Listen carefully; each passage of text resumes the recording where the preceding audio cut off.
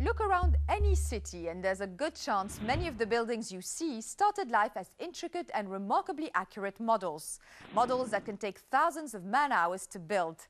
The cost of these models can be staggering. And with the global economy stumbling, the world of model making is having to deal with the very real effects of some life-size economic problems.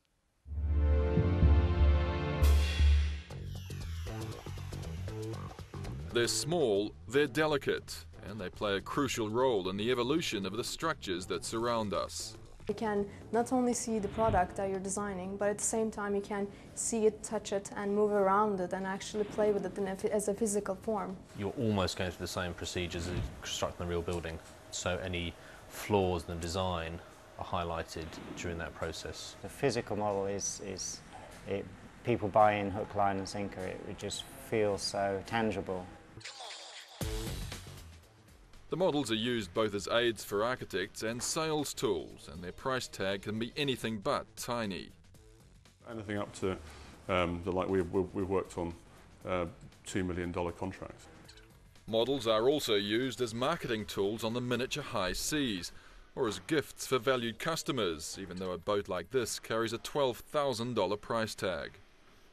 You're looking at something like 7 weeks' work with 2 people working flat out to get it finished. Every little detail is made by hand. They wouldn't give one of these away, surely? Yes, yeah, they would. Out here in this remote warehouse in Kent, planes are the big thing. Everything is done by hand. There's no way you can actually mechanise it. So it is a labour of love in many ways, or hate. But right now, this miniature world is suffering a giant-sized downturn. As the airline industry struggles just to stay airborne, the days when carriers would buy dozens of highly detailed models to display at travel agents are long gone. When I first started this business, 98% of the work we did was for airlines. 98%? 98%, if not more. Now it's entirely the other way around. Maybe 5% for airlines, the rest of it is for collectors. Meanwhile, an industry that relies on construction growth for its lifeblood has been particularly hard hit by the recession. A study by Oxford Economics estimates that construction output in developed countries has plummeted by $650 billion a year over the last couple of years.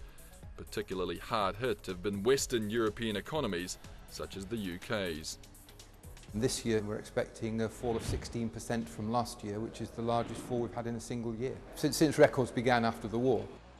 In the UK, the Royal Institute of British Architects believes that 30% of architects are lacking full-time employment, and the knock-on effect for model makers has been significant. We've probably lost 2/3, if not 3/4 of our staff. I mean, there's some horror stories from other model making companies I know where they've essentially had to get rid of 90% of their staff. Till recently, some companies could rely on construction in areas like the Middle East to soften the model-making recession. But Dubai's debt problem has shown how wide-ranging this financial crisis has been, and the outlook for now is less than rosy. There seems to be no end to this. So the recession, no one knows when it's going to happen, whether there's going to be green shoots. The Western economies have a lot of balancing of their economies to sort out, and I can't see credit flowing in the way it did in the middle part of this decade for some time to come.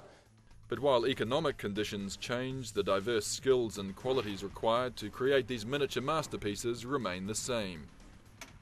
Patience is the key. This will have taken at least 2.5 months to build from start to finish. Now, top model makers can earn around $70,000 a year, so it's not a job that'll turn you into a millionaire. 20 or 30 of these at a few £1,000s a pop? Yes, something like that. So it's a good contract? Yes, it is a good contract. You must be a very wealthy man. Chance to be a fine thing, yeah. I wish. But it is a profession that seems to offer rewards well beyond the purely financial. It is very rewarding seeing the inception of a model into the real thing. It is lovely to turn up at a client and watch their faces as they're oohing and ahhing over all the little bits of detail, all the little cabin detail in there. And It's basically, for want of a better word, a work of art, really. I mean, it's not a Rembrandt, but maybe one day it may be. And in this particular industry, that's no small thing.